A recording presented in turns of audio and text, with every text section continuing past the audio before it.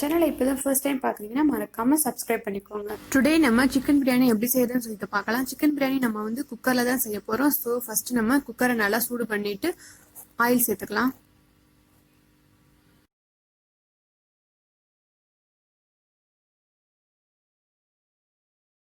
Next oil நல்லா சூடானதுக்கப்புறம் அதுக்கு தேவையான பொருட்கள் சேர்த்துக்கலாம். பிரியாணியில் நெக்ஸ்ட்டு வந்து கிராம்பு இதெல்லாம் சேர்த்துக்கலாம். ஒரு 4 ஏலக்காய் போட்டுக்கிறேன். 3 பச்சை மிளகாய் எடுத்து குட்டி குட்டியாக கட் பண்ணி வச்சுருக்கேன், அதை கூட சேர்த்துக்கலாம். நெக்ஸ்ட்டு ஒரு 3 வெங்காயம் போல் எடுத்துருக்கேன். ஒரு மீடியம் சைஸ் வெங்காயம் எடுத்து இந்த மாதிரி கட் பண்ணி இது கூட சேர்த்துக்கலாம். ஆனியன் நல்லா பொன்னிறமானதுக்கப்புறம் இந்த அளவுக்கு நம்ம முந்திரி பருப்பு சேர்த்துக்கலாம்.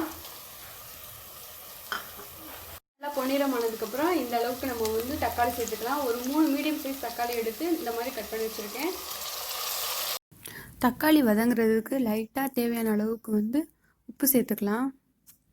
நம்ம இஞ்சி பூண்டு பேஸ்ட்டு சேர்த்துக்கலாம். இஞ்சி பூண்டு பேஸ்ட்டு நான் ஒரு 3 டேபிள் ஸ்பூன் அளவுக்கு சேர்த்துக்கிறேன்.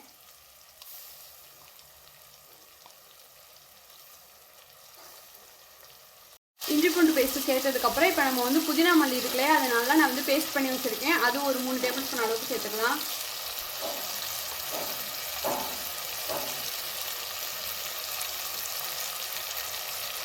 அரை டேபிள் ஸ்பூன் அளவுக்கு நான் மிளகாய்த்தூள் சேர்த்துக்கிறேன். இதில் 1 கப் அளவுக்கு சிக்கன் எடுத்திருக்கேன். இதை நான் இப்போ வந்து இந்த மசாலா கூட நம்ம வந்து ஆட் பண்ணிக்கலாம்.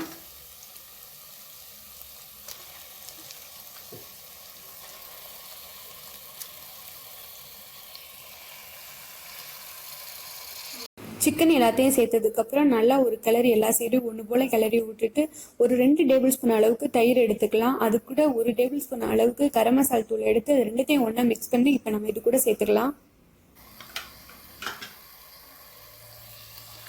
சேர்த்துட்டு நல்லா ஒன்று போல் எல்லா சைடும் கிளறி விடலாம்.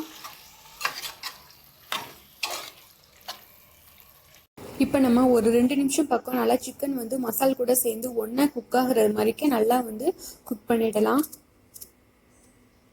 நெக்ஸ்ட் நம்ம சிக்கன் நல்லா வந்துட்டு குக் ஆனதுக்கப்புறம் வாட்டர் வந்து ஆட் பண்ணிக்கலாம். வாட்டர் எந்த அளவுக்குன்னு பார்த்தீங்கன்னா, நம்ம வந்து பாஸ்மதி ரைஸ் எதில் வந்து எடுத்துக்கிறோமோ அதில் வந்து 1க்கு வந்துட்டு 1.5 கப் அப்படிங்கிற மெஷர்மெண்ட்டில் எடுத்துக்கலாம். நல்லா கொதி வந்ததுக்கப்புறம் இந்த ஸ்டேஜில் நம்ம வந்து ஒரு டேபிள் ஸ்பூன் அளவுக்கு வந்து உப்பு சேர்த்துக்கலாம். உங்களுக்கு எந்த அளவுக்கு தேவையோ அந்த அளவுக்கு உப்பு சேர்த்துக்கோங்க.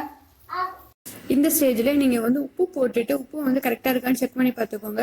நெக்ஸ்ட் வந்து நம்ம பாஸ்மதி ரைஸ் வந்து 1 கப் எடுத்துருக்கோம் இல்லையா, அந்த 1 கப் வந்து நல்லா வந்து ஒரு 20 நிமிஷம் பக்கம் ஊற வச்சதுக்கப்புறம் நம்மளுக்கு வந்து 1.5 கப் அளவுக்கு கிடைச்சிருக்கு. அதை இது கூட நம்ம சேர்த்துக்கலாம்.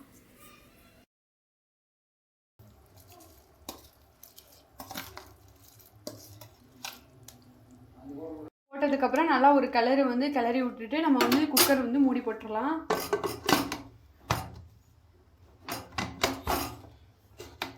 போடணும். இப்போ வந்து விசில் போட்டுடலாம்.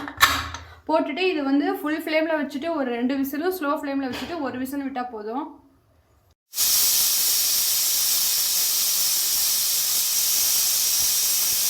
இப்போ நம்ம தம்மெல்லாம் அடங்கினதுக்கப்புறம் ஓப்பன் பண்ணி பார்க்கலாம்.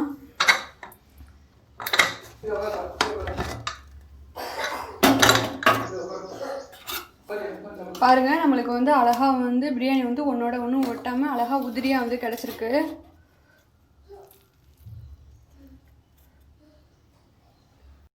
நீங்கள் நெய் வந்து ஃபஸ்ட்டே வந்து தாளிக்கும் போதே வந்து ஃபஸ்ட்டு ஆட் பண்ணிக்கலாம். அப்படி இல்லைன்னா நம்ம வந்து ஃபைனலாக இந்த ஸ்டேஜில் போட்டுக்கலாம். பாருங்கள், நம்மளுக்கு வந்து அடி பிடிக்கவே இல்லை. நல்லா அழகாக வந்து ஒன்றோட ஒன்று ஒட்டாமல் பிரியாணி வந்து அழகாக கிடச்சிருக்கு. நீங்களே இதை வீட்டில் ட்ரை பண்ணி பார்த்துட்டு எப்படி இருக்குன்னு சொல்லிட்டு கமெண்ட் பாக்ஸில் வந்து கமெண்ட் பண்ணுங்கள். மறக்காமல் உங்கள் ஃப்ரெண்ட்ஸுக்கு ஷேர் பண்ணுங்கள்.